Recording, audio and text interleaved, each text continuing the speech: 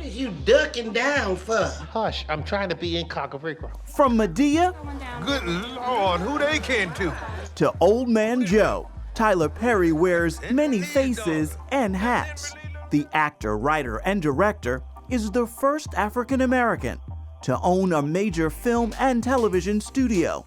And it's expanding as Perry transforms an old Army base into his new Atlanta headquarters.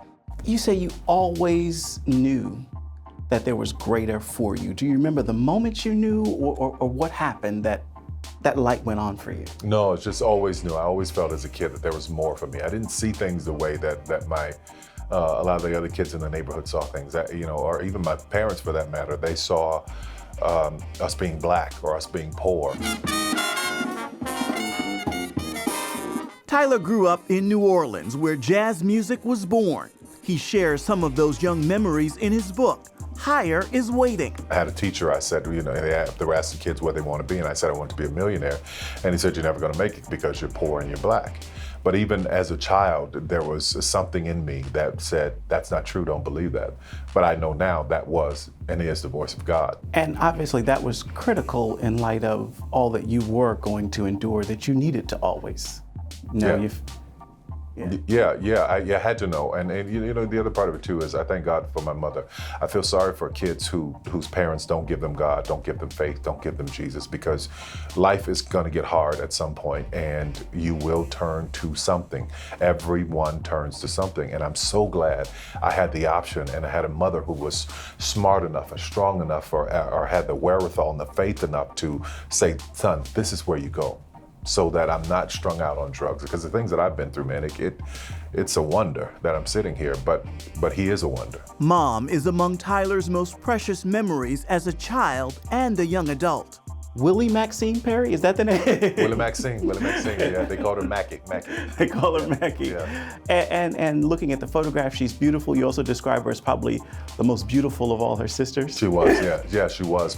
She was a beautiful woman before sickness and cancer and diabetes ravaged her body, but she was so beautiful, perfect skin, and just would walk in a room and everybody, natural beauty, no makeup at all, and everybody would just turn and stare. Just a beautiful, beautiful woman. On the flip side, the other person in the book that you mentioned is Emmett Perry, your dad. Yeah.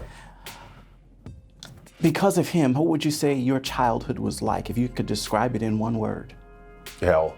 Yeah, it was hell. It was hell. There's no other way to describe it, because he was, you know, I look at him now and I clearly think that there was so much trauma in his life that he may be mentally bipolar. I really think that something's there, but there were extreme highs and extreme lows and extreme alcohol abuse and extreme physical and verbal abuse, but was normal for him. I remember a few years ago, he sent a message to me through my brother, you know, because I was doing something and it had been successful or some project had come out. And he said, if I had beat you one more time, you would be Barack Obama. So he celebrates the fact that he did what he did. He thinks because of him being so brutal, I became this person, which in fact, there is some truth to the fact that he helped form who I am, because all things work together for your good.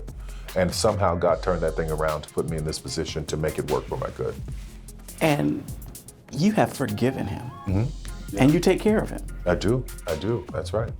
And with no reservations about it. I absolutely do. My mother asked me to, and I do. And here's the thing I can say about him. He didn't have the skills to be a father. He didn't know how. He didn't know how to show love. Had no idea how to show love or what love was. He was tormented since he was 2 years old. So he had a horrible upbringing, but which doesn't excuse anything that he did. But the forgiveness of him was not about him. It was about me. And my life didn't change and open up until I was able to let go. And I watched this man get down on his knees and pray every night to God. Every night, after no matter what he'd done, every night he'd pray. Tyler was named after his dad. He changed his name from Emmett to Tyler at age 16. And you learned that the man that you know as dad is not your biological father. Yeah, found that out a few years ago. God has always given me this sense of when something's not right. It's intuition. I never talked myself out of it. But as a kid, I would say to my mother, I asked her from a little boy, was he my father? And she would always say, I hate to tell you this, but he's your father, all the time. And when she passed, I did a paternity test with my brother and myself, and not the same father.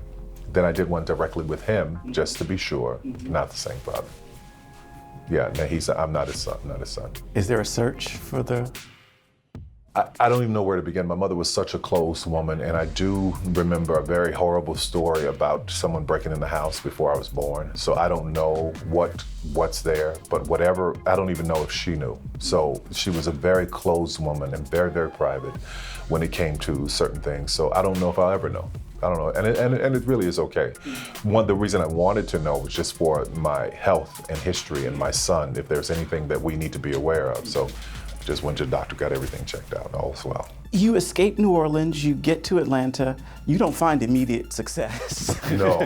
For those of us who think this book, we're gonna read it and take this rocket ship to. No, God bless the man who finds immediate success, but no, not at all. But I was successful in every moment. Looking back on it now, from this seat, I realized that, this was all a part of it. I was working as a bill collector, I hated the job. It's so negative, but you can't out-negotiate me in a contract because of that, I was selling used cars to people. I was horrible at it because I didn't want to deceive people. But it helped me to be able to talk and speak and negotiate back and forth. So all of those things helped me get to where I am. Including being homeless and sleeping in a Geo Metro? Geo Metro, yeah, can you believe that? At 6'6" in a Geo Metro. It was yellow too. I had a friend who saw it and said, you need to take him back and tell him you bought a lemon. It was bright yellow. But yeah, those were dark times, but I'm telling you, my faith failed me not.